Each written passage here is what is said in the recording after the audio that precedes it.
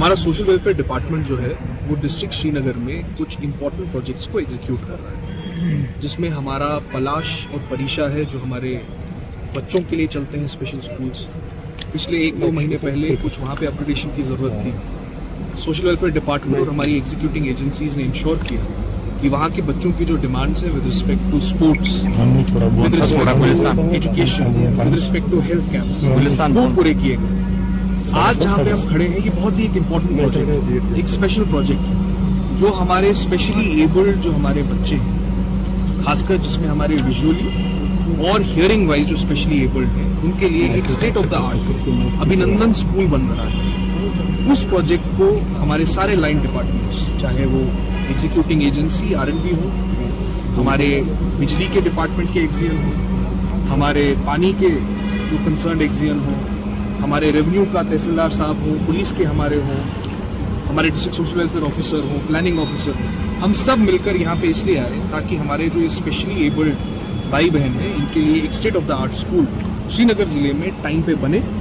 और हमने ये आज सबने मिलकर ये इंश्योर करना है कि ये विदाउट एनी डिले और क्वालिटी के साथ काम जो है वो हो, और जल्द से जल्द स्कूल जो है हमारे स्पेशली एबल्ड बच्चों के लिए हम डेडिकेट कर सकते हैं। सर, इसके लिए कोई स्पेसिफिक टाइमलाइन या डेडलाइन आपकी तरफ? जो हमारा टाइम का कंप्लीशन का जो पीरियड है वो 2027 में ये प्रोजेक्ट कंप्लीट होगा, पर हम लोगों की ये एक कोशिश रहेगी कि टाइमलाइन से पहले ही हम इस प्रोजेक्ट को कंप्लीट कर लें, क्योंकि ये श्रीनगर में ही नहीं पूरे कश्मीर डिवीजन का इकलौता ऐसा स्कूल है जो हमारे इन बच्चों के लिए बनता है। Sir, apart from mushrooming growth हो रही है श्रीनगर शहर में प्राइवेट कोचिंग सेंटर्स की और इवन की जो रेंटेड एकोमोडेशंस है, लेकिन अब लोग ये पूछ रहे हैं कि उसकी क्या कोई रेगुलेशन है, चेक एंड बैलेंस थोड़ा सा उसको देखा जाए। सो आपकी तरफ से उस पर थोड़ा सा इस पे अलग से बात करेंगे। आज जिस प्रोजेक्ट के लिए आए हैं उसी के बाद। सर, एनक्रोचमेंट जो है उसके लिए आप क्या कर रहे हैं? जो खासकर श्रीनगर में जो इस साल आपने कितने एनक्रोचमेंट्स को हटाया और आने वाले वक्त में? मेरी आपसे ये दरख्वास्त रहेगी कि अगर आपके नज़र में, आपके ऑब्जर्वेशन में ऐसे कोई भी कहीं एनक्रोचमेंट हुई है या कहीं पे आपके नोटिस में आए, मुझे जरूर बता दीजिए, हम उस पर फौरन एक्शन। सर, आने वाले 2026 में आपकी टॉप प्रायोरिटीज रहेंगी, क्योंकि तो 2025 जो है कुछ ही दिनों का गवर्नमेंट की कुछ इंपॉर्टेंट स्कीम्स हैं, चाहे वो एम्प्लॉयमेंट को लेकर मिशन युवा हो, एग्रीकल्चर को लेकर इंफ्रास्ट्रक्चर प्रोजेक्ट जो श्रीनगर में बन रहे हैं, जो ऑलरेडी सैंक्शन, उन प्रोजेक्ट्स को फाइनली लास्ट माइल कनेक्टिविटी देके कंप्लीट कराएं। और कोई भी प्रोजेक्ट जो सैंक्शन है जिसके लिए पैसे ऑलरेडी इयरमार्क किए गए हैं गवर्नमेंट के द्वारा, वो बीच में रुके ना।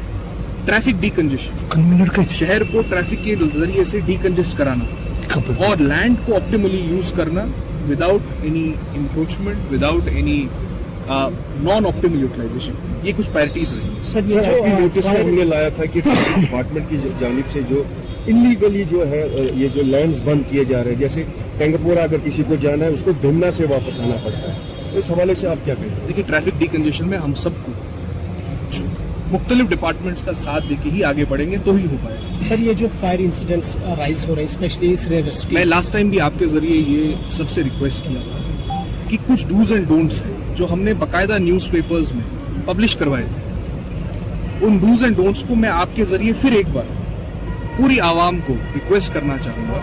एक तो आपने जो इलेक्ट्रिकल अप्लायंसेस यूज किए हैं, उन इलेक्ट्रिकल अप्लायंसेस को एक बार ऑडिट जरूर कराएं। क्या जो लोड आप यूज कर रहे हैं और जो इलेक्ट्रिकल अप्लायंसेस आप यूज कर रहे हैं, क्या वो आपस में कॉन्ग्रुएंट है कि नहीं है? ऐसा तो नहीं है कि जो लोड आप यूज कर रहे हैं वो आपके इलेक्ट्रिकल अप्लायंसेस नहीं ले पा रहे हैं। दूसरा, या तो स्ट्रांगर शिवना, उसको जब आप यूज करते हैं तो उसमें एहतियात बरतने की बड़ी जरूरत है। तीसरा, आप जब घास वगैरह कुछ ड्राई ग्रास रखते हैं अपने घर के पास, उसमें आग लगने के बड़े चांसेस होते हैं, उसको देखना जरूरी है। उसके बावजूद भी अगर कभी कहीं भी कोई इंसिडेंट होता है तो हम तक फौरन इंफॉर्मेशन पहुंचा दीजिए, ताकि हम फायर एंड इमरजेंसी और अपने रेवेन्यू डिपार्टमेंट की मदद लेकर उसको फौरन डाउस कर सकें। Thank you so much.